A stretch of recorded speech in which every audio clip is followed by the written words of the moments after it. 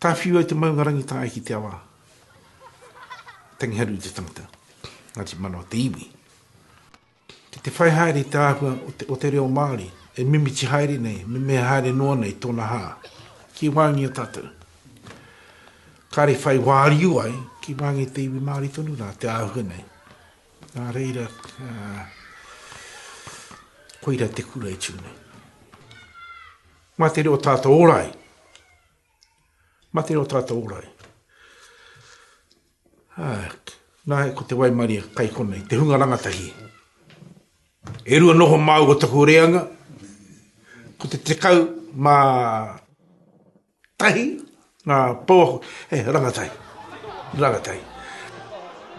Ko ngā tamariki whaka tipumia ki konei, pakeke mai konei, kai konei.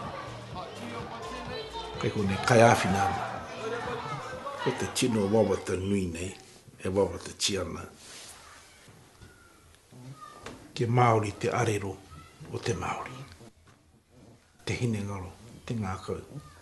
Whakatōkia, te matawara.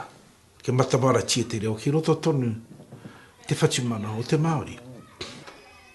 A koere te wero nui, kai tā kai mui a tātou. Ke whakawhānu hi ai, ke whakamōmona hi ai te reo. Ke mana ai te reo, ke Māori te reo Māori. Ki kone, ki kona, ki kora.